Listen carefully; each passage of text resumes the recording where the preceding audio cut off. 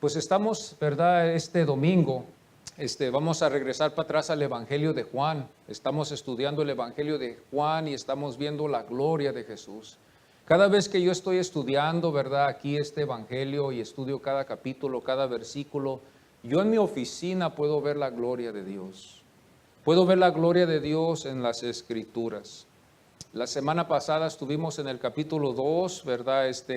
Y entramos al templo, cuando el Señor por primera vez entró al templo aquí, ¿verdad? Y causó algo para que traiga, ¿verdad? Algo de controversia, en algún sentido, si lo podemos decir así, por medio de los religiosos que estaban ahí, ¿verdad? Presentes. La semana pasada vimos la devoción de Jesús en el día del día de la Pascua, y el lugar donde su Padre lo había escogido, su Padre Dios, que había escogido el lugar que era Jerusalén. Cuando nosotros nos fijamos bien en la Biblia, nos damos cuenta de esto, que Jerusalén fue el lugar donde Dios había escogido. Esa era la ciudad y el templo estaba en Jerusalén.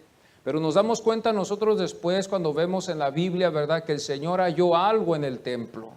Y aquí vamos a aprender algo nosotros para hoy, para que se pueda relacionar con nuestras vidas hoy, en este día actual. Porque sabemos, claro, que ya han pasado más de 1000 años para que nosotros podamos relacionarnos en la misma cultura que ellos. Es imposible, no podemos.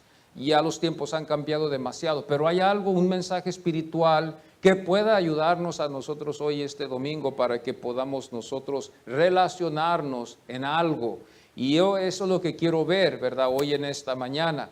Pues cuando el Señor entró, hermanos, en el templo, nos damos cuenta que Él vio los vendedores, vio los animales que estaban de venta, vio a los cambistas, ¿verdad?, que estaban ahí también para cambiar los dinarios y también las dracmas griegas que a veces los judíos llevaban. Porque nosotros tenemos que saber, hermanos, de que ellos, ¿verdad?, venían a veces de lugares lejos y venían a adorar en el templo. Ellos llegaban ese día de Pascua como Dios lo había dejado para que ellos lo hicieran.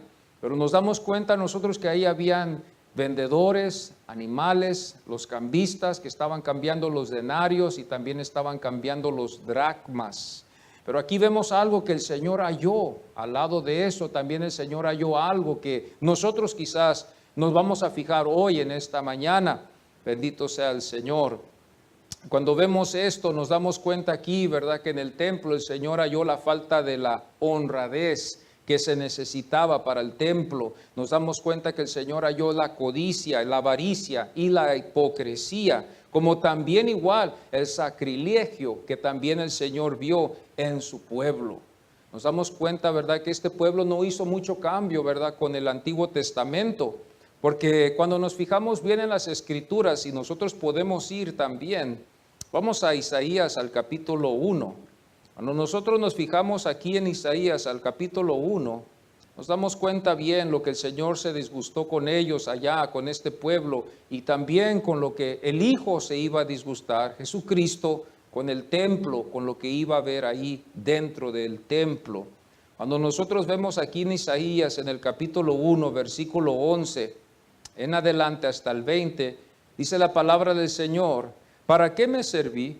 Dice Jehová, la multitud de vuestros sacrificios. Hastiado estoy de holocaustos, de carneros y de cebo de animales gordos. No quiero sangre de bueyes, ni de ovejas, ni de machos cabríos. ¿Quién demanda esto de vuestras manos cuando vinís a presentar delante de mí para hollar mis atrios? No me traigáis más vana ofrenda. El incienso me es abominación. Luna nueva y día de reposo. El convocar asambleas no lo puedo sufrir. Son iniquidad vuestras fiestas solemnes. Vuestras lunas nuevas y vuestras fiestas solemnes son solemnes, las tienen aborrecida mi alma. Me son gravosas, cansado estoy soportándolas. Cuando extiendáis vuestras manos, yo esconderé de vosotros mis ojos. Asimismo, cuando multipliquéis las oraciones, yo no oiré. llenas están de sangre vuestras manos. Lavaos, dice el Señor, lavaos y limpiaos, quitad la iniquidad de vuestras obras delante de mis ojos, dejad hacer lo malo, aprended a hacer el bien, buscad el juicio, restituid al agraviado, haced justicia al huérfano, amparad a la viuda. Venid luego, dice Jehová, y estemos a cuenta. Si vuestros pecados fueran como la grana, como la nieve, serán emblanquecidos. Si fueren rojos como el carmesí, vendrán a ser como blanca lana. Si queréis y oiréis, comeréis el bien de la tierra. Si no queréis y fuereis rebeldes, seréis consumidos a espada, porque la boca de Jehová lo ha dicho. Entonces, cuando vamos para atrás al Evangelio de Juan, al capítulo 2, nos empezamos a dar cuenta por qué razón el Señor se disgustó con este pueblo. Lo mismo que vio el Padre, Dios, también Jesús lo vio igual. ¿Y qué fue lo que causó esto? Fue el celo para la casa del Señor. Fue el celo para la casa del Señor que causó lo que Jesús hizo. Vemos que después de mucho sigue lo mismo el disgusto y el juicio sobre las prácticas superficiales en el templo. Fijémonos bien si podemos hoy en esta mañana analizar que a Dios no le gusta lo superficial. Él quiere un corazón contrito y humillado, un corazón sincero. Él conoce que somos débiles, Él sabe que nosotros no podemos. Entonces eso es lo que Él quiere. Él quiere nuestras confesiones, Él quiere nuestra sinceridad en nuestros corazones. Él busca el arrepentimiento aún de su propio pueblo. Cuando nosotros nos fijamos bien en el Antiguo Testamento, nos damos cuenta el carácter de Dios, y cuando vamos al Nuevo Testamento vemos el mismo carácter en el Hijo Jesucristo. Cuando Él entró en el templo, Él vio la avaricia, Él vio la hipocresía, Él vio la codicia, Él vio todas estas cosas y se disgustó con ello. Pero vamos a ver algo también muy interesante después del disgusto que tuvo el Señor en la religiosidad de este pueblo, ya que este pueblo estaba llevado y hundido profundamente en la hipocresía. Nos damos cuenta que también hubo un milagro que el Señor hizo aquí, que quizás no nos hemos fijado, pero vamos a verlo hoy en esta mañana. Hoy veremos lo que produjo esto, el celo sobre la casa de su padre, el celo que produjo esto. El señal que no fue por compasión, vamos a ver hoy en esta mañana, porque nosotros sabemos y hemos estudiado los evangelios y nos damos cuenta nosotros, ¿verdad?, que el Señor se movía a través de la compasión, sanando enfermos, liberando a los cautivos. Todos estos señales fueron movidos por la compasión. Pero cuando usted va a ver aquí en este capítulo 2, usted va a ver que Dios se va a mover aquí en Cristo Jesús, en Cristo, su Hijo, se va a mover aquí en ira, va a ser en ira. Este va a ser un señal que también Él va a demostrar. Algo que para hoy nosotros, el hombre está buscando solamente el amor, pero aquí nos damos cuenta que el Señor Jesucristo nos demuestra la ira. El Señor hizo señales por medio de su compasión, pero aquí en este caso no fue así. El señal aquí fue no de multiplicar, sanar a paralíticos o de convertir agua en vino como estuvimos dándonos cuenta hace tiempo atrás, sino que aquí iba a ser diferente. El señal iba a ser, hermanos, de que cuando todos estos iban a salir del templo, ahora tenemos que nosotros ver el número antes de poder quedar impresionados por esto. Una de las cosas que tenemos que darnos cuenta es de que las reuniones de la Pascua para los judíos eran multitudes. No estamos hablando de un número pequeño como de 50,000, estamos hablando más arriba de 50,000. Se dan los registros que quizás hasta 1,000,000 se reunían en la ciudad de Jerusalén en el tiempo de la Pascua, y no se diga en el templo. Imagínense 1,000,000 de gente en una ciudad, estaba llena. Esta era la oportunidad del negocio, era la oportunidad cuando se podían rentar cuartos, donde podían muchos hacer negocios y poder lograr una clase de progreso en sus vidas, porque venían gentes de diferentes lugares, venían de Grecia, venían de Roma, venían de diferentes lugares a ir a ese día de la Pascua. Entonces en ese tiempo había multitudes de gentes en Jerusalén como también en el templo. Ahora otra cosa que también tenemos que ver es que los animales que estaban ahí no eran de decir como 50 o 100, estamos hablando un número muy alto. Y el porcentaje era muy alto, hermanos, de la cualidad que tenían que tener estos animales. No podían ser cualquier animalito, ya que ellos habían hecho un requisito de que estos animales tenían que llegar al nivel o a la norma que ellos podían cualificarlos, que podían ser sacrificados. Cuando hablamos del día de la Pascua, era un tiempo muy especial para ellos y buscaban ellos llevar un sacrificio al templo para que fuera sacrificado por sus pecados. Imaginémonos la cantidad de sangre que tuvo que ser derramada por estos animalitos, por el pecado nuestro. Imagínense la multitud de sangre que tenía que ser derramada para el pecado, la pena que todos sentían. Imagínense el movimiento, hermanos, la congestión que había. Imagínense las marquetas llenas, las ventas, las compras. Hermanos, si aquí a veces en la ciudad se llena de gente, en las ferias pequeñas que hacemos aquí, imagínense 1 millón de gente entrar aquí a esta ciudad y querer, hermanos, a tener una celebración. Iba a ser, hermanos, de multitudes a multitudes. Estamos hablando de un número muy grande que iba ese tiempo a Jerusalén a festejar la Pascua. Ahora, aquí está el señal. Aunque el Señor, ¿verdad?, demostró su ira, el señal y el milagro más grande que fue, ahora no fue un milagro de sanidad, ni tampoco fue de convertir el agua en vino, pero el más grande milagro que nosotros podemos ver, que nos da testimonio la palabra del Señor, es de que nadie fue lastimada, nadie fue herida, nadie se mató. Ahora, una de estas cosas tenemos que analizar, que también estaban ahí los soldados de Roma, que también supervisaban estos actos. Ellos también estaban en vigilancia siempre en estos tiempos, y ellos estaban preparados para ejecutar lo que ellos necesitaban hacer en esos tiempos que se necesitaban.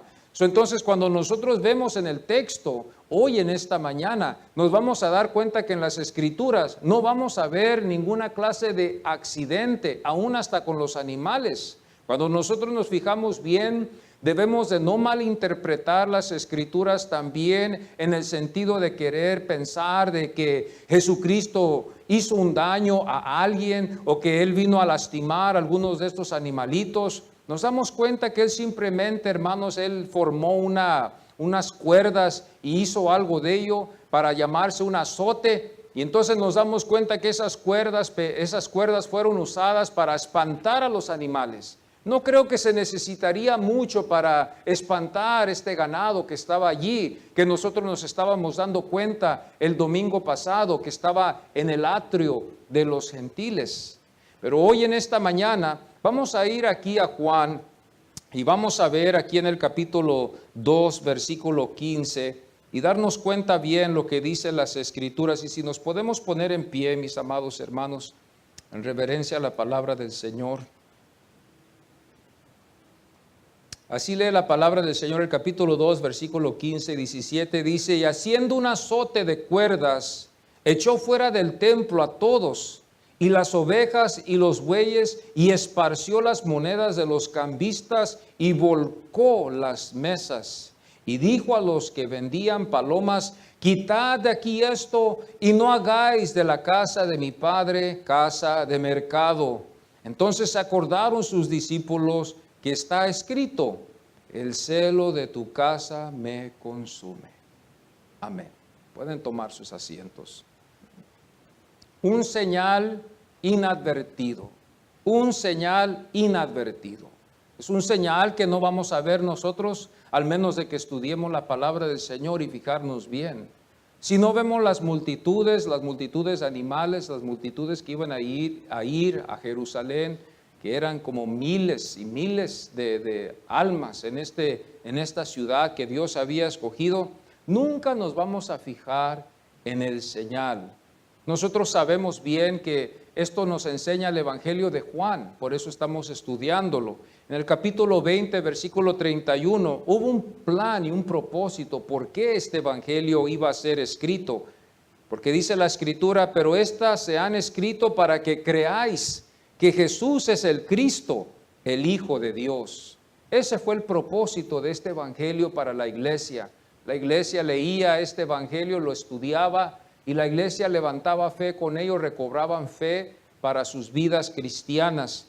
Y hoy en este domingo también nosotros podemos recobrar fe, podemos alimentarnos y ver lo que los evangelios nos enseñan. En el versículo 17 nos demuestra el celo que tuvo el Señor. Nos demuestra ahí el celo que tuvo el Señor cuando usted va a su Biblia. Y también vemos en el versículo 18 donde se le pide un señal, el señal que se le pide. Vemos el celo, el señal que se le pide en el versículo 18 y vemos en el versículo 19 donde Él supera la muerte. Ellos no entendieron esto, ellos pensaron que Él estaba hablando del templo, pero cuando el Señor habló de que Él iba a levantarlo en 3 días, ellos pensaron que iba a ser el templo, por esa razón ellos le contestaron así. Juan 2:17 dice, se acordaron sus discípulos que está escrito, el celo de tu casa me consume. Y como nos damos cuenta de lo que estaba aconteciendo en ese tiempo, la hipocresía, la avaricia, todas estas cosas que estaban aconteciendo, que pueden acontecer aún hoy en estos tiempos en nuestras reuniones, en nuestros hogares, en nuestros lugares. El Señor es tan compasivo y para esto viene el amor del Señor, para que el pecador, nosotros nos podamos acercar al Señor con una sinceridad y no temer.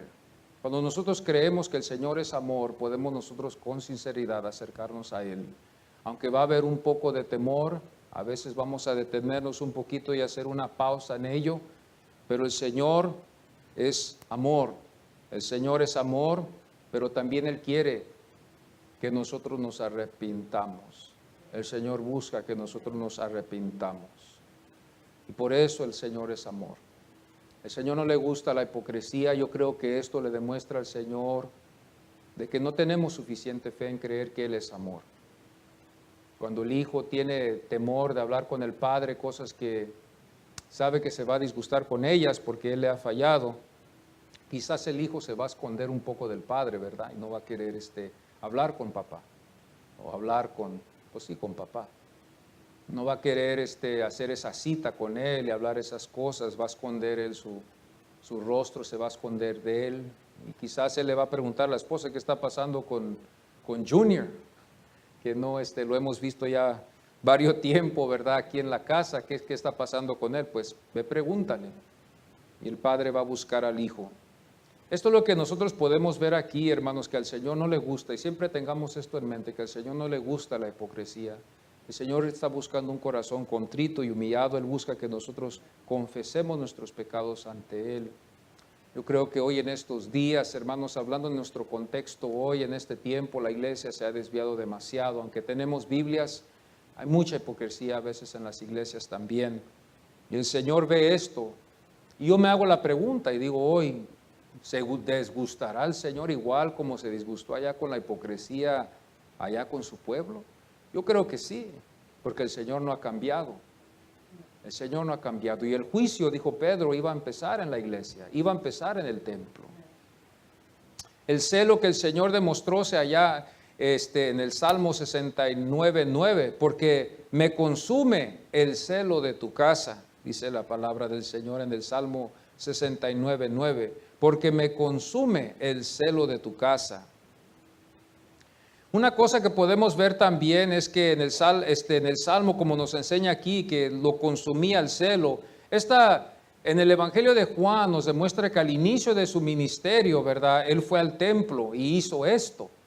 Pero en los otros evangelios lo vemos que ya fue al final.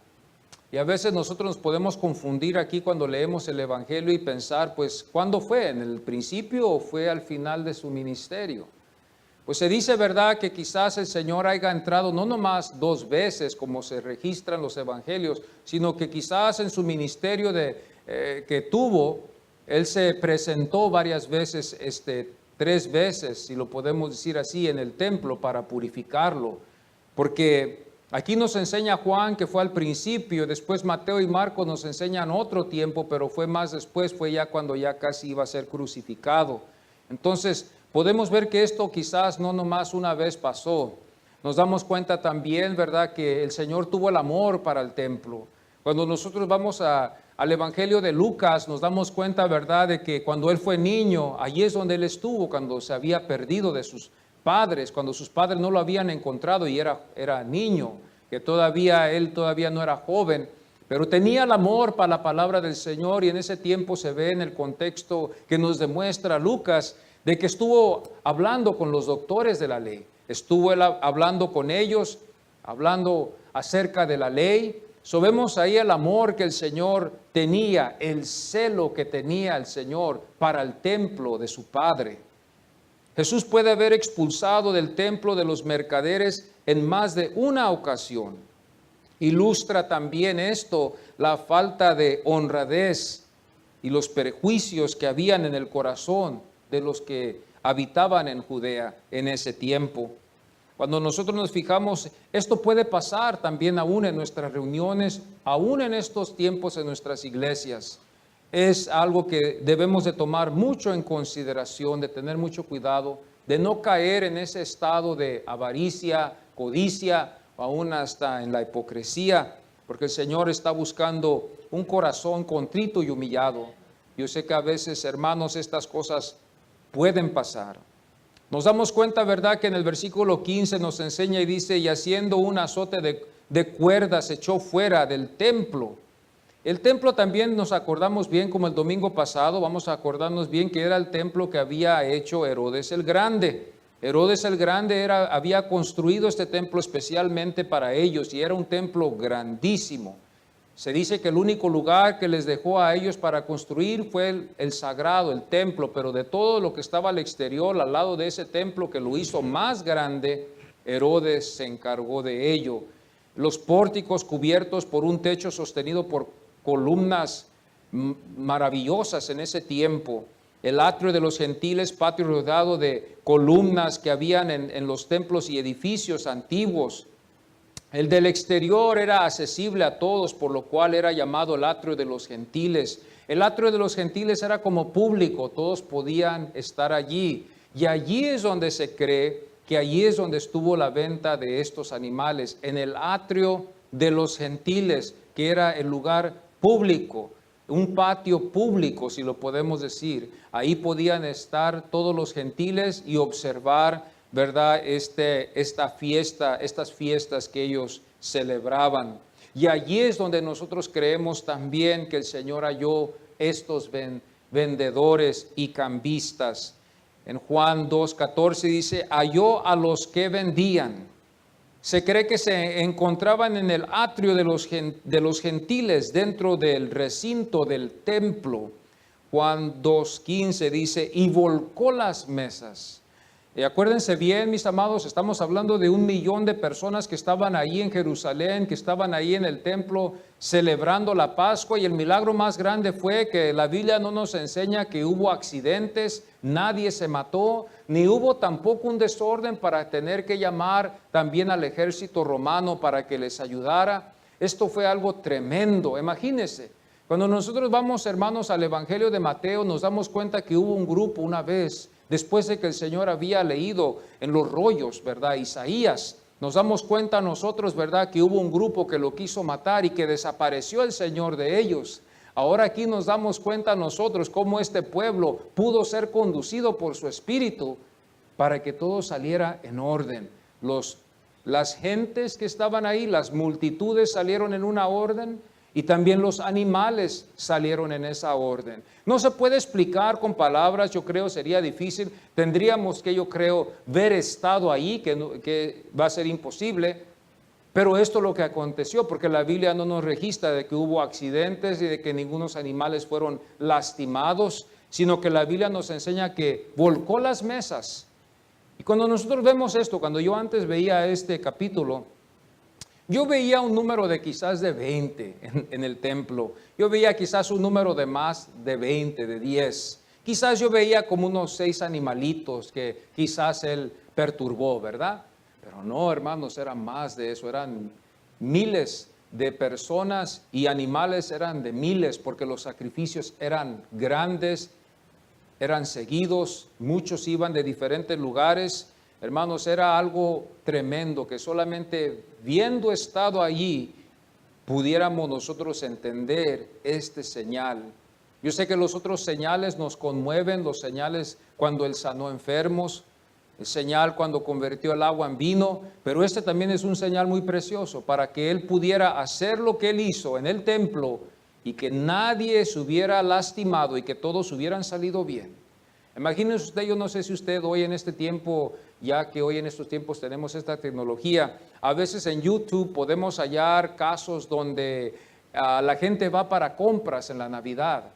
Y usted ha visto, ¿verdad?, que cuando a veces abren esas puertas la gente entra y empiezan a atropellar a gente y los niños son atropellados, hay accidentes, empiezan las gentes a pelearse, a querer agarrar una tele, un video, que el sofá, que esto, que el otro, porque los precios están muy baratos.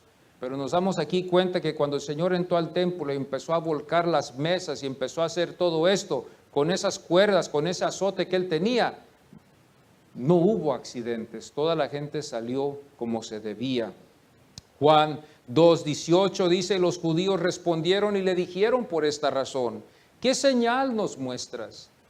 Y nosotros tenemos que ver algo también bíblicamente hablando, mis amados hermanos. Aquí nos deja el Señor una enseñanza cuando nosotros empezamos a pedirle al Señor señales. Yo sé que esto muchas de las veces esto pasa muchas de las veces en nuestro movimiento también, Pentecostés, donde empezamos a pedirle al Señor, Señor, muéstrame un señal.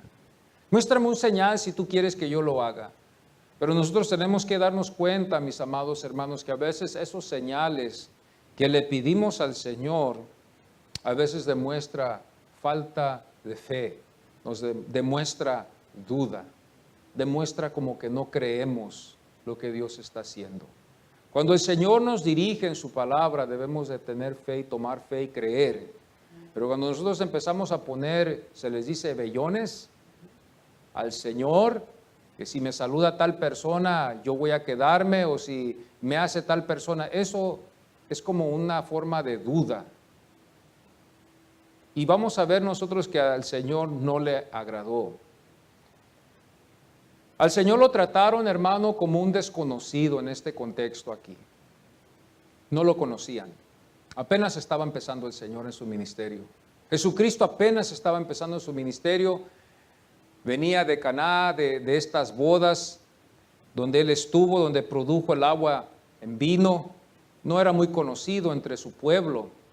Y como le hablaron aquí, no suena extraño porque no estaba conocido, no lo habían conocido, nomás iban como 6 discípulos, si vemos el Evangelio de Juan, que iban con Él. Nosotros nos imaginamos que iban 12 o los 70, pero aquí iban nomás como unos 5 o 4 que estaban con Él, y nuevos, que no conocían todavía al Señor muy bien, pero que lo seguían porque por fe de lo que les había enseñado Juan, ellos siguieron al Señor.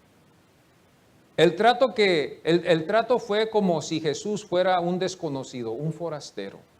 Así fue el trato como lo trataron cuando le hicieron esa pregunta. ¿Qué señal nos muestras? El único señal antes del que se había hecho ahorita en esta historia, nos damos cuenta que fue cuando Él convirtió el agua en vino. Porque estamos hablando aquí del principio de su ministerio. Juan nos lleva desde el principio de su ministerio cómo empezó todo. Por eso nosotros siempre llamamos cuando Él estuvo ahí en las bodas de Caná, su primer milagro. Porque aquí estamos viendo que Juan lo toma desde el inicio y Él toma eso y lo pone aquí en el Evangelio para que nosotros veamos esto que no lo vemos en ninguno de los otros evangelios. Pero nos damos cuenta que el Señor pasó mucho tiempo en Galilea, en Caná, pero aún así ese pueblo no creyó en Él. Hizo milagros, sanó a muchos enfermos, pero aún así mucho del pueblo no creyó en Él. Y nosotros nos damos cuenta de esto. El Señor les mostró y les iba a mostrar un señal, pero eso iba a ser después. Eso iba a ser después. Y yo hice una pregunta, ¿es un pecado pedir un señal? Esto puede venir para que nosotros podamos verlo y relacionarnos con esto de lo que ellos pidieron. Yo no sé si aquí hay algunos que le piden al Señor señales, pero cuando el Señor nos dice hacer algo, debemos de hacerlo y así basta. Mateo 12:38 dice aquí la Biblia en el Evangelio de Mateo 12:38, Maestro, deseamos ver de ti señal. Deseamos ver de ti señal. Y el versículo 39 dice, y les dijo, la generación mala y adúltera demanda señal. Fíjese bien que no dice la generación buena y fiel demanda señal, sino la adúltera, la mala, era la que demanda señal. Y esto sigue hoy también igual. Hay mucha gente que está siguiendo los señales. Hay mucha gente que está pidiéndole señales, aún dentro de la iglesia. Y hay muchos que están fuera de la iglesia que dicen, si Dios me restaura, si Dios me sana, yo le voy a servir. ¿Usted cree que Dios va a hacer un milagro? Dios no va a hacer un milagro, Dios no va a hacer nada y Dios va a dejar eso ahí. Si Dios no lo hizo allá, Dios no lo va a hacer hoy tampoco. Dios no honra esa clase de actitud de nosotros. El capítulo 16, versículo 1 dice, vinieron para tentarle. Esto es lo que dice Mateo, vinieron para tentarle y le pidieron que les mostrase señal del cielo. Y mire cómo les contesta Jesús. Les dice en el versículo 3, hipócritas, hipócritas. El versículo 4, para narrarlo más pequeño, dice, la generación mala y adúltera demanda señales.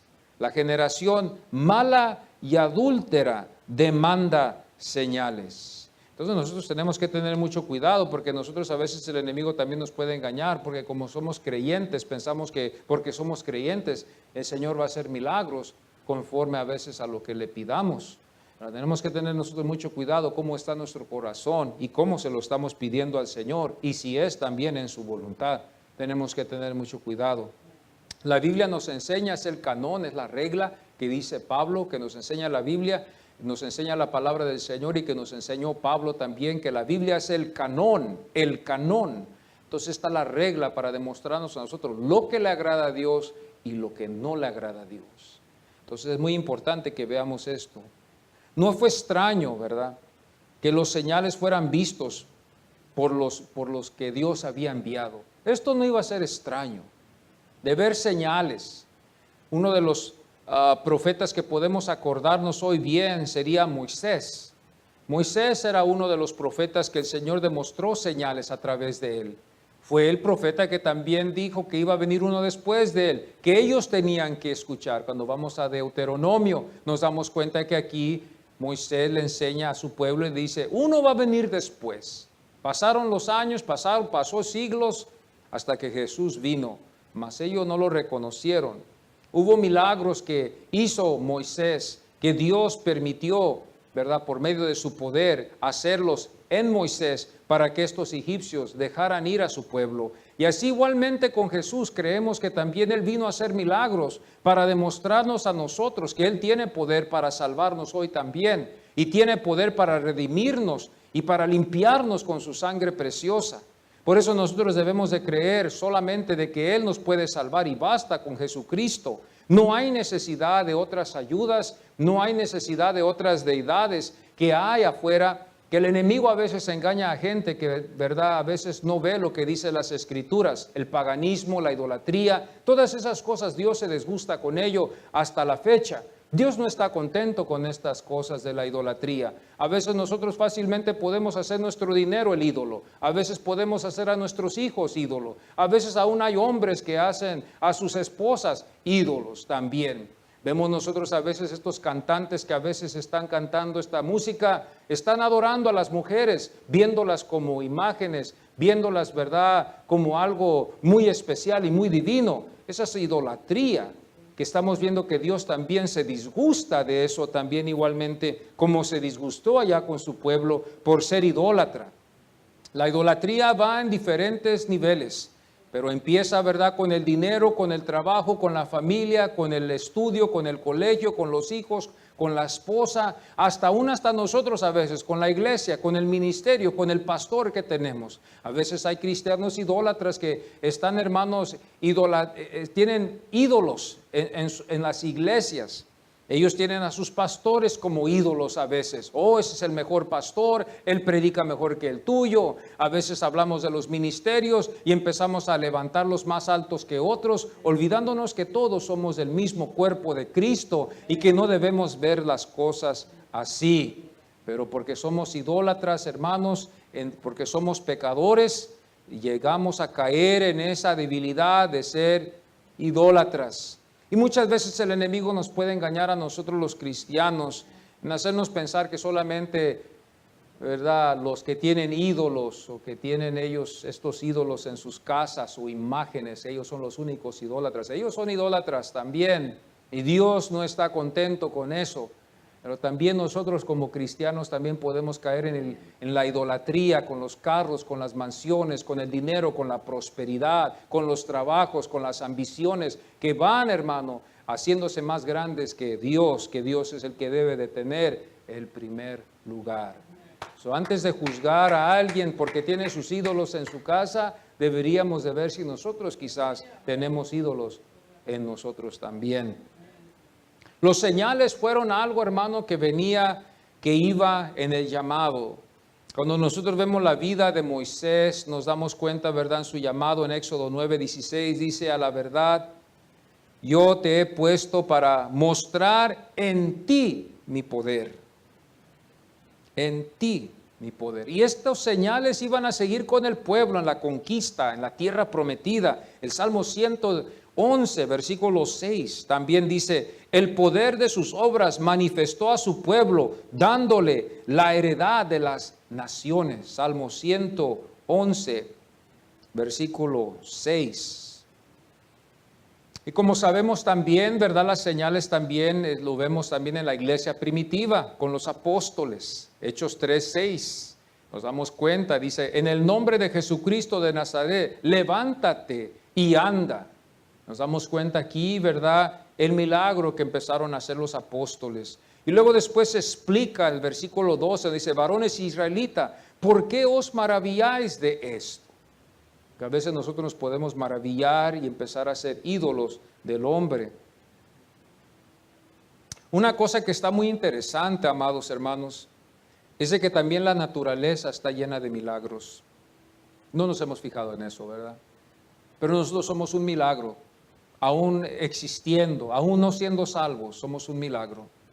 Si usted se da cuenta, en todo el universo, muchos han dicho que no estamos solos. Pero casi la mayoría del tiempo nos vemos como que somos el único planeta que tiene vida. Y somos el único planeta que tenemos una belleza tan tremenda. Vemos la luna está fría y helada. Vamos a otros planetas igual, o muy calientes como el sol. Las estrellas, no se diga, no podemos habitar en ellas, están muy lejos. El hombre anda buscando un planeta. Meses atrás estaba yo viendo en las noticias, ¿verdad?, de que andamos buscando un planeta donde podamos habitar. Ya el hombre está buscando otro lugar. El milagro más grande es de que aquí es donde Dios creó los cielos y la tierra, que nosotros aquí habitamos. Y para que ustedes me vayan a creer mejor, porque yo sé que algunos no me creen, pero porque somos un milagro. Vamos a Romanos 1:19 al 20. Romanos 1:19 al 20 nos enseña muy claro lo que el apóstol Pablo nos quiere enseñar. Porque lo que de Dios se conoce, le es manifiesto, pues Dios se lo manifestó.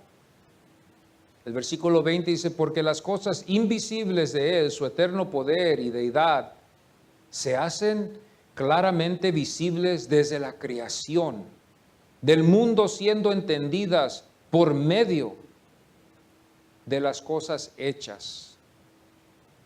Entonces nos fijamos bien, si nosotros vemos los árboles, vemos el océano, vemos las montañas, las colinas, las flores, todas estas cosas que están a nuestro alrededor. Ayer estuve yo, hermanos, con la familia, ¿verdad? Fuimos al parque un rato y estuvimos ahí. Y veo cómo nosotros a veces estamos, ¿verdad?, en el parque relajados, como si fuera un paraíso. El pasto está verde, los árboles están alrededor, la sombra, la paz que despide, ¿verdad?, el ambiente.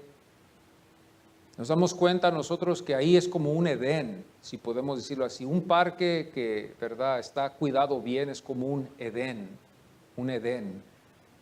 Y cuando yo me fijaba en eso, yo digo, wow, Señor, tú nos preparaste un Edén a nosotros antes, mucho, mucho antes de que el hombre te hubiera fallado, para que el hombre hubiera habitado en ese Edén. Pero ahora por nuestro pecado, maldijo el Señor la tierra, y por eso ahora vemos el sufrimiento y la razón por el pecado. Vemos, hermanos, lo que el pecado ha causado, las muertes que han venido a través de los tiempos, la amargura. Estaba dándome yo cuenta la vez pasada y parece que esto no es algo de mucha importancia, pero muchos hemos sido afectados por nuestros padres. Cuando nuestros padres, ¿verdad?, vamos a suponerlo así, en familias donde no hubo padre, donde no hubo madre, parece que nadie es afectado. Pero hay mucho dolor en las almas, en los corazones de algunos, porque no tuvieron padre, porque no tuvieron madre, porque no hubo ese amor que ellos deseaban tener. Hay mucha gente que está lastimada, hermanos, en el mundo. Hay muchos hombres que están lastimados, hay muchas mujeres que han sido lastimadas. Y luego encima de eso el abuso que ha habido también, el abuso de mucha gente que ha sido abusada y que llega a una edad adulta, hermano, y que están heridos por ese abuso y que no hayan ellos la curación, ni aún, hermanos, en la consejería ni en la psicología pueden ellos hallarlo. Y nosotros como cristianos, ahí es el momento donde nosotros podemos hablarles a estas almas de Cristo Jesús. Los que están adoloridos y que están pasando por este pecado. El hombre, amado hermano, el hombre está caminando en el mundo herido. Herido. Ya el Señor hizo el señal para que el hombre creyera en Él y acudiera a Él y que sanara su corazón. Pero la mayoría del hombre está herido. Cuando yo veo a estos hombres ir a las tiendas y comprar sus bebidas alcohólicas y veo que el consumo es alto, aunque el precio es alto y a veces quedan de comer o no hay para pagar ciertas cosas, pero por el vicio andan tomando, yo veo el dolor más que todo, más que el vicio. Yo veo el dolor del que está siendo tomado por el alcohol, por la cerveza, por el vino. El dolor que él quiere curar en su corazón, pero que no puede curarlo. Lo cura nomás por un tiempo. Lo cura nomás por un rato, pero ya después, el siguiente día, ve la realidad y se amarga más. Ve la realidad y se amarga más el hombre. Y todo esto a veces nosotros nos ponemos a pensar, y yo he llegado a la conclusión a ver esto, hermano, de que el hombre que toma, que bebe, que es llevado por el alcohol, que no puede resistir el alcoholismo es porque está herido, está lastimado. El mundo lo ha lastimado, lo ha herido, está caminando en el mundo con un corazón herido, está caminando con su alma quebrada, pero por el pecado no puede acercarse al Señor. Pero el Señor está presto para salvar esas almas que están heridas y sanar sus corazones que están heridos. Yo vine herido y quizás yo estoy ya sanando. Todos venimos heridos a los pies del Señor. Todos fuimos heridos, quizás en diferentes formas.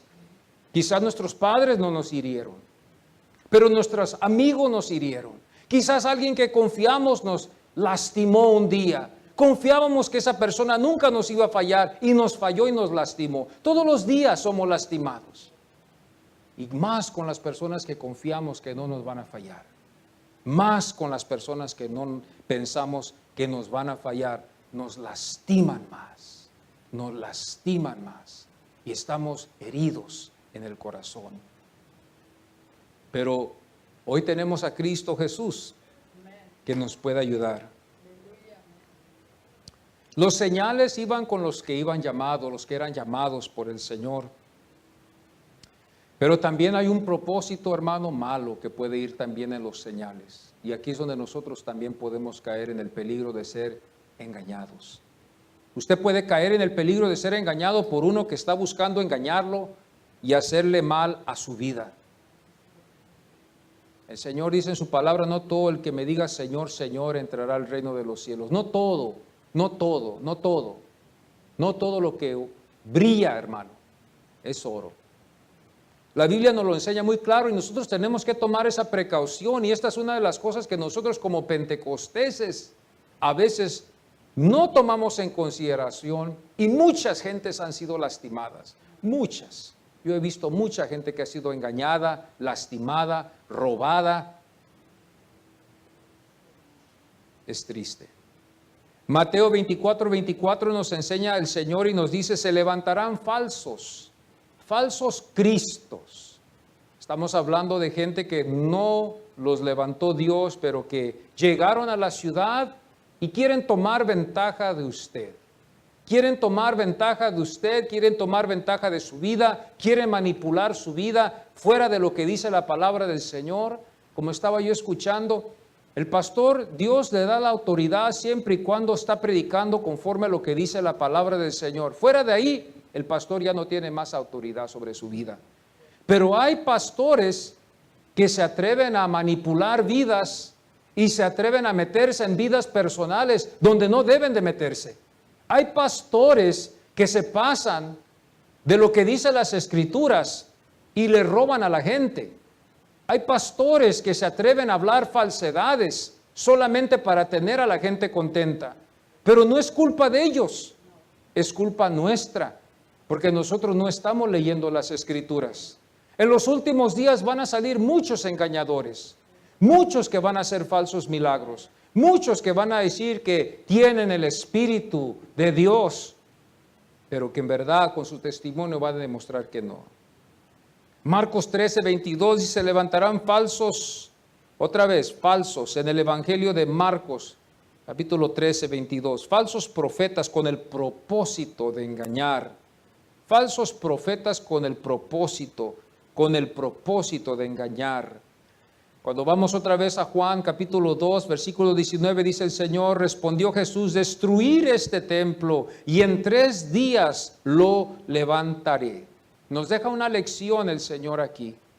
Aquí nos deja una lección y nos deja una lección que va a seguir con nosotros. Hasta después, aún hasta con Pablo. Nos damos cuenta aquí que el Señor estaba hablando de su cuerpo. Su cuerpo iba a ser el templo, no el edificio de que ellos pensaron. Y también nos deja otra lección. Les predijo que iba a resucitar en 3 días, que sí lo iban a matar, porque la muerte iba a venir. Pero Él no dijo que iba a resucitar después un día. Él les dijo, en 3 días resucitaré. En 3 días lo levantaré. En 3 días. Ahora, los judíos creían ellos en la resurrección, como dijo cuando Marta habló con Jesús.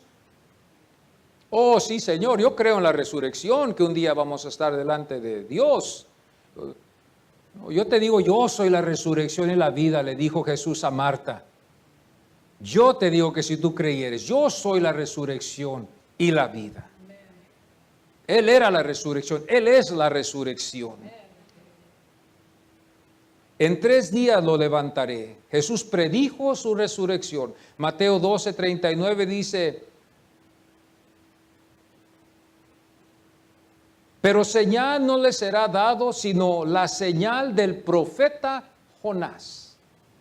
Eso es lo que les dijo el Señor. Pero señal no le será dado, sino la señal del profeta Jonás. Pero los principales sacerdotes, los escribas, los que estaban ahí preguntándole al Señor estas preguntas como un desconocido, como un forastero, no entendieron el doble sentido, ¿Qué señal nos muestras ya que haces esto? Porque como les digo, él para ellos era un desconocido, no lo conocían, era un joven que había llegado a hacer esta obra maravillosa, señal maravillosa, era un joven. Tendría 30 años, 31 si mucho. Tenía 30 años, estaba joven, llegando al templo y hacer esto. Y ellos, los ancianos, los principales, los hermanos, los escribas, los fariseos, ancianos ya años en el templo, años en el conocimiento en la ley, se acercan a este joven judío que viene de Galilea. ¿Qué señal nos muestras ya que haces esto? Y tampoco sus discípulos entendieron, amados. Si usted se siente solo, yo me siento solo a veces cuando nadie me entiende, ni mi familia me entiende a veces. No entendemos a veces, somos malentendidos. Muchos de la mayoría somos malentendidos en las formas que actuamos, lo malentendemos. Aún hasta los discípulos malentendieron esto, porque dice las Escrituras esto. Por tanto, cuando resucitó de entre los muertos, se acordaron y creyeron la palabra que Jesús había dicho. Ahora está al lado de las Escrituras. La Biblia nos enseña las Escrituras y lo que había dicho Jesús. Estos discípulos ni tampoco creyeron en lo que él estaba haciendo, pero estaban allí presentes, como podemos estar presentes en una reunión, aunque no creemos, pero estamos escuchando. Y ya más después, ellos empezaron a creer, porque ya después ellos cuando vieron que resucitó, después que se les manifestó, después de que él hizo lo que él hizo, esos 40 días que estuvo con ellos, entonces ellos creyeron. Entonces ellos creyeron. Pero ahora queda a nosotros aquí para que nosotros podamos ver que la lección fue que el cuerpo es el templo. Porque en el griego, cuando nosotros nos fijamos bien, el templo es naos, que significa el que el Señor habló, el lugar donde moraba Dios, neos. Este es en el griego y esto significaba para el Señor, Él les estaba hablando a ellos de que era el lugar donde habitaba Dios, el cuerpo. Hermano, si usted ha leído las Escrituras, si usted se da cuenta, ¿verdad? Si usted un día tiene la oportunidad y usted está en el libro de Ezequiel, usted se va a dar cuenta ahí que el Señor quitó su gloria de ese templo y que jamás ya iba a regresar la gloria de Dios al templo. Si nosotros leemos la Biblia vamos a entender esto, que quizás la gloria de Dios ya ni estaba en ese templo. Quizás lo que Jesús estaba hablándoles, hermanos, era de que la gloria estaba en Él, ya no estaba en ese edificio. Dios quitó la gloria de ese edificio. ¿Se acuerdan ustedes cuando Salomón edificó el templo y cuando ya iban a inaugurar todo, que hicieron las ofrendas, entraron ellos al lugar que no pudieron ni entrar porque la gloria de Dios estaba espesa, la gloria de Dios, no podían entrar, estaba tan glorioso el momento. Pero vemos nosotros después nosotros que el profeta Ezequiel, Dios le revela que Dios había quitado su gloria de ese templo. Entonces aquí cuando nosotros nos damos cuenta, aquí cuando el Señor habla de templo, nosotros lo podemos ver que en el griego nos enseña esta palabra, neos, que esta palabra significa donde moraba Dios, en el lugar santísimo. Y la palabra que los judíos pensaron era irión. Esta palabra significa templo, edificio, irión. Esta es la palabra edificio. Hay una diferencia aquí cuando vemos en el griego. Claro, si lo vemos nosotros en nuestro lenguaje hoy, no lo vamos a ver así. Pero si vamos al griego, vamos a ver estas dos palabras totalmente diferentes y también con un diferente significado. Una que era la morada de Dios y la otra que era el edificio. Pero los judíos lo tomaron como el edificio y por eso ellos después hablaron en la forma que ellos hablaron. Una de las cosas que yo quiero nomás recordarles a ustedes que este era el edificio que Herodes el Grande había hecho por ellos. Herodes el Grande también era un descendiente de Esaú. Los que leen la Biblia van a saber bien que Esaú y Jacob que no se llevaron bien. Sabemos nosotros bien que después de que ellos se reconciliaron, si lo podemos decir así, nomás para llevar la paz, cada uno se fue a su lugar. Desde entonces de ahí se volvieron ellos enemigos. Y nos damos cuenta después aquí, ¿verdad? Que Herodes el Grande también, nos fijamos bien que ellos odiaban la idea de que él fuera un gobernador sobre de ellos, puesto por Roma. Ellos odiaban la idea de que él estaba ahí y que él iba a edificar ese templo. Él trabajó con ellos para ganarse también a los judíos, ya que él estaba viviendo ahí entre ellos.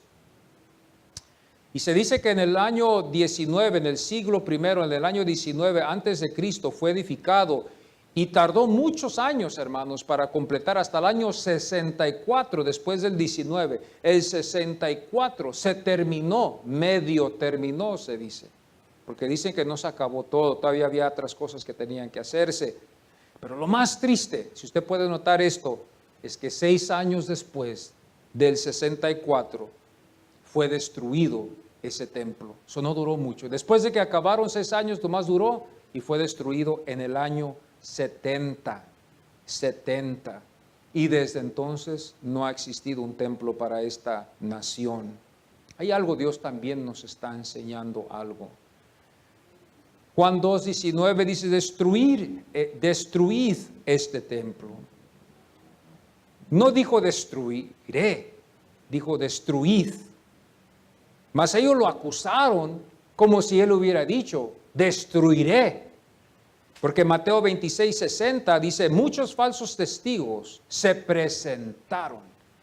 Mateo 26:60 dice, muchos falsos testigos se presentaron. El versículo 61 dice en el capítulo 26 de Mateo, este dijo, puedo derribar el templo. El capítulo 27, versículo 40 también dice, tú que derribas el templo, eso se lo dijo cuando él estaba en la cruz, clavado, en dolor, en agonía, sufriendo. Le dijeron esto en Mateo 27, 40, tú que derribas el templo. Pero el Señor, cuando vemos la Biblia, nunca dijo que Él iba a derribar el templo. Él nunca dijo, yo voy a destruir el templo. Él dijo, destruid, que ellos iban a hacer. Marcos 14, 58 dice, le hemos oído decir, yo derribaré. Estos eran llamados y son llamados los falsos testigos.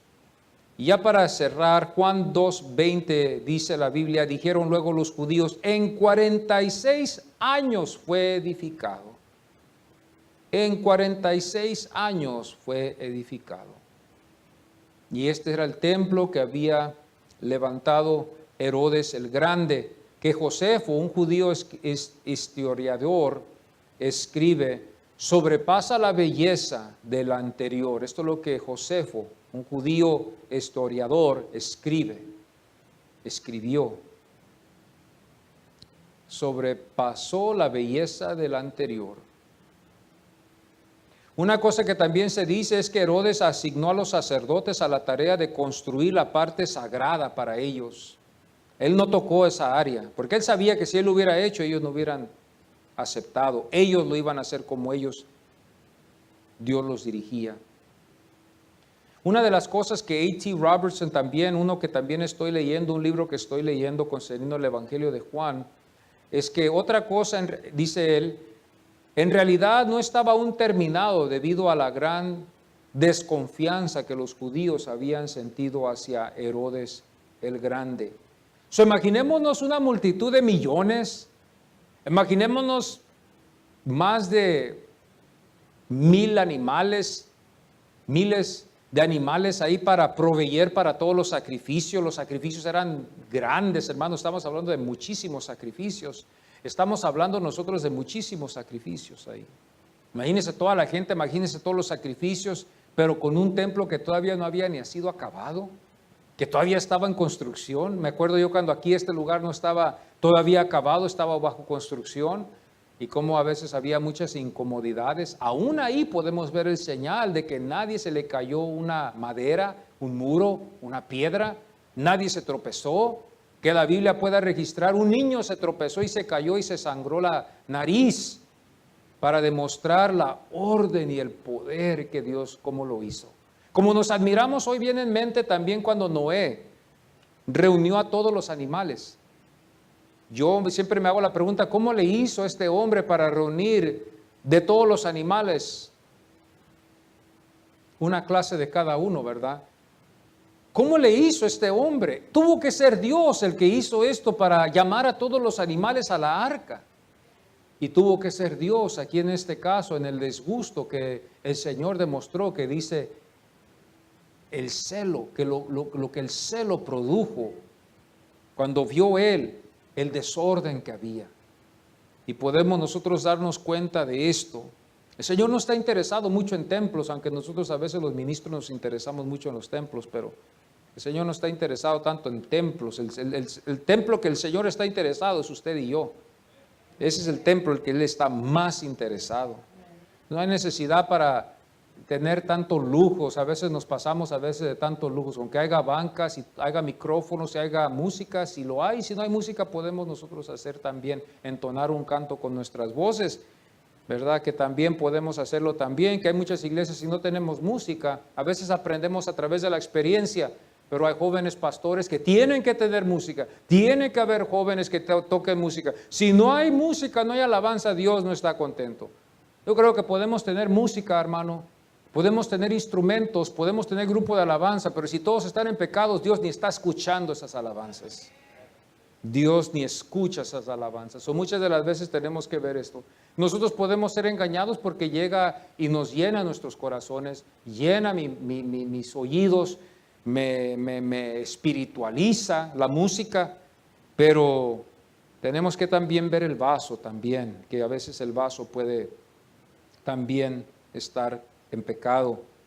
Y después de la construcción de este templo, después, hermanos, fue destruido, como les estaba diciendo después, el templo fue destruido. Quisieron otra vez tratar de reconstruir, algo como querer seguir con el plan. El Señor dijo que ese templo iba a ser destruido, Él nunca habló más que iba a ser después levantado jamás. Hasta que Él venga otra vez en su segunda venida, será este templo restaurado, pero mientras ese templo no se va a poder levantar. Y los planes están, y muchos cristianos se están dejando llevar por esto, de que los judíos están hablando de hacer un tercer templo, pero en verdad, hermanos, ellos no van a poder hacer nada, porque les voy a explicar ahorita por qué. Después de la destrucción del templo en el año 70, en el año 136, en este primer siglo, Adriano, uno de los Césares, también allá en ese tiempo de Roma, erigió un santuario a Júpiter. A Júpiter. Él quiso también hacer un santuario para ese templo, sobre el espacio del templo. Se dice también que Juliano también, que se le llamaba el apóstata, no sé por qué, pero Juliano sería también otro César, intentó el año 363 también, después de Cristo, reconstruir otro templo, el plan de Juliano era a fin de refutar o ir en contra o contradecir las profecías de Cristo.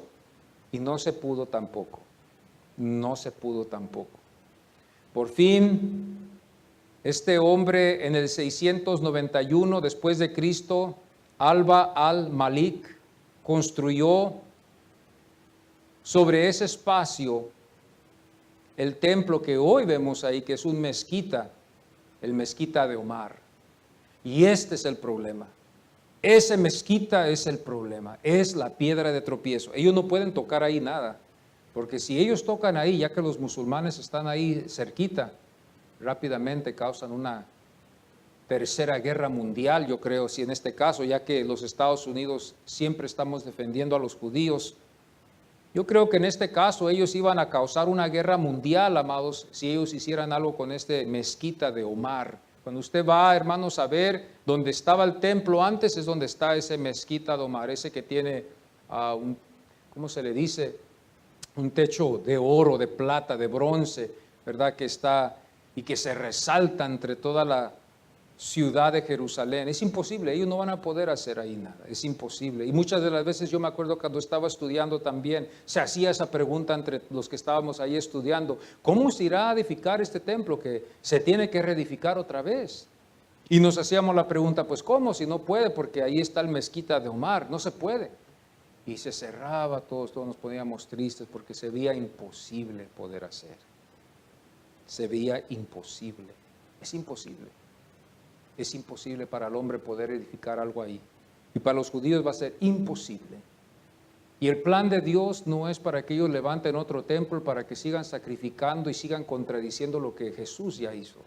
Cuando usted lee Hebreos, usted se da cuenta que ellos nos enseña que ellos mataron a muchos animales.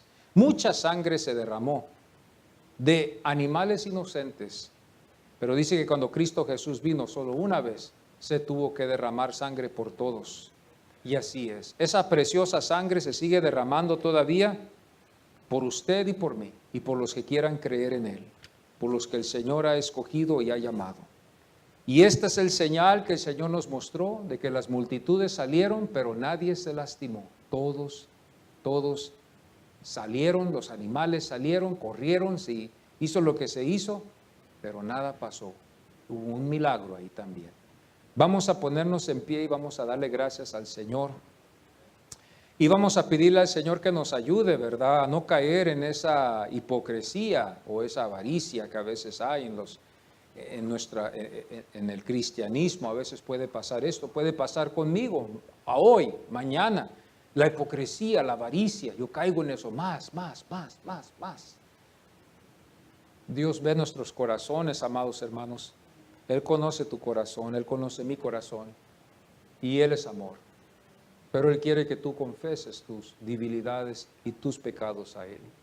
Hay una diferencia en orar, y hay una diferencia en orar y confesar. A veces nosotros malinterpretamos las dos. Pensamos que orar es confesar, pero confesar es cuando usted se separa de todos y se va a confesar delante de Dios con la ayuda del Espíritu Santo, porque no va a poder hacerlo usted en la carne. Con la ayuda del Espíritu Santo, ahí vemos la gracia de Dios que lo está salvando. Con la ayuda del Espíritu Santo, porque con la carne usted no va a abrir su boca. Pero con la ayuda del Espíritu Santo usted se va a alejar y va a ir a la presencia del Señor, porque el Señor lo va a llamar y usted va a confesar sus pecados. Yo lo tengo que hacer. A veces me olvido, yo lo tengo que hacer. Tengo que confesarme al Señor. Le estoy pidiendo al Señor que me ayude, le estoy pidiendo al Señor que me sane, le estoy pidiendo al Señor que me dé un trabajo, le estoy pidiendo al Señor que me ayude en mi matrimonio, sí. Pero a veces hay que reflexionar que hay pecado. Hay que reflexionar lo que somos. Hay que reflexionar que no hemos llegado a la medida que Él quiere y que por eso Cristo Jesús vino. Cristo Jesús vino por esa razón. Padre Santo, Señor, en esta mañana te doy muchas gracias por esta oportunidad que podemos reflexionar, Señor, en el celo que tú tuviste, Señor, por lo que vistes en este templo, Señor.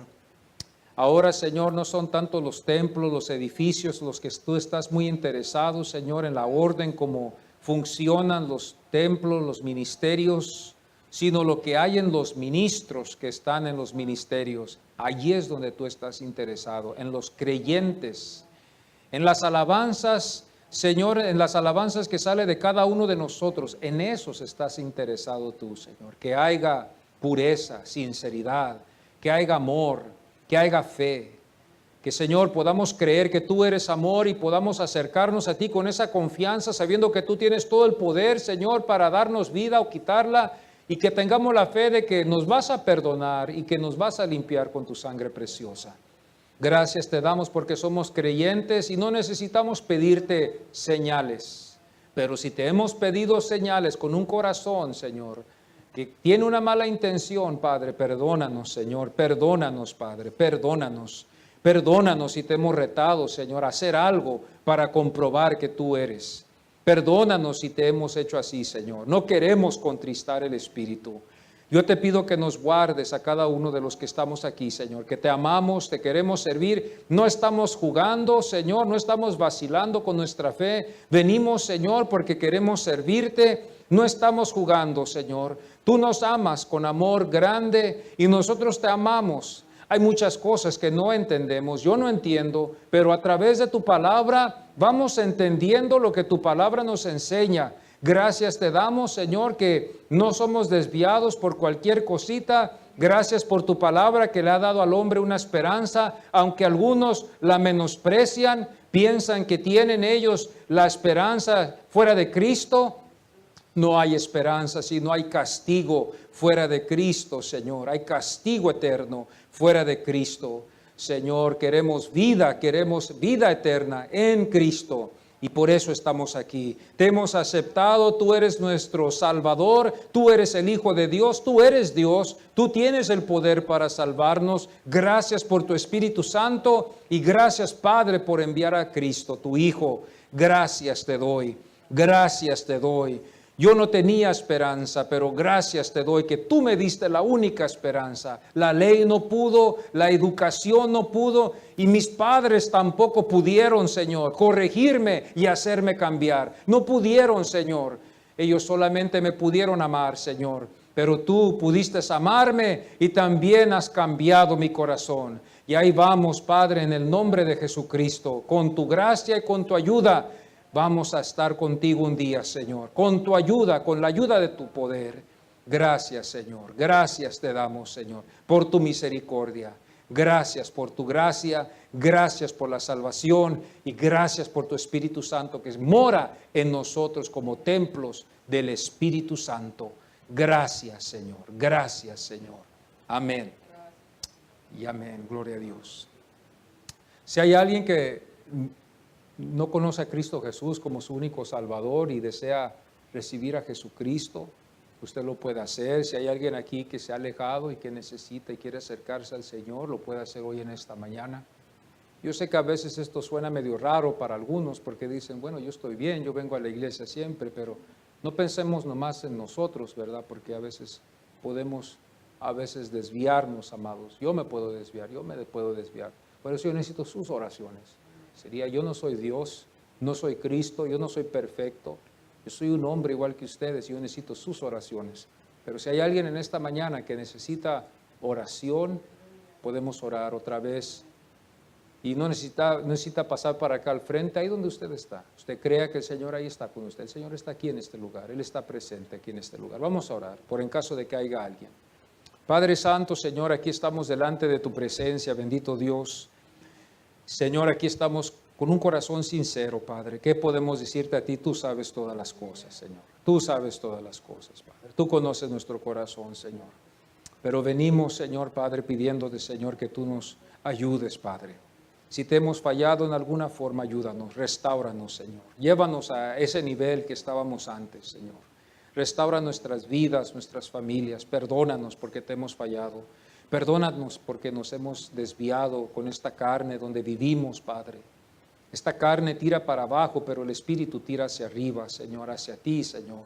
Hay una enemistad siempre, pero gracias te damos porque hay una gracia y hay una misericordia. Hoy en esta mañana venimos ante ti, Señor. Si hay alguien que ha fallado, restáuralo, ayúdalo, fortalécelo. Señor, recobra su vida, dale ánimo, dale fe. Si está enfermo por alguna razón, por el pecado, Señor, tú sabes, Padre, sánalo, Señor, o sánala, Señor. Y gracias te damos, Padre, por la sanidad y la salud y la restauración. Gracias te damos, Señor, en el nombre del Señor Jesucristo. Gracias, Señor, por tu llaga. Fuimos todos sanados, Señor. Gracias, Padre. En el nombre de Jesucristo. Amén y amén.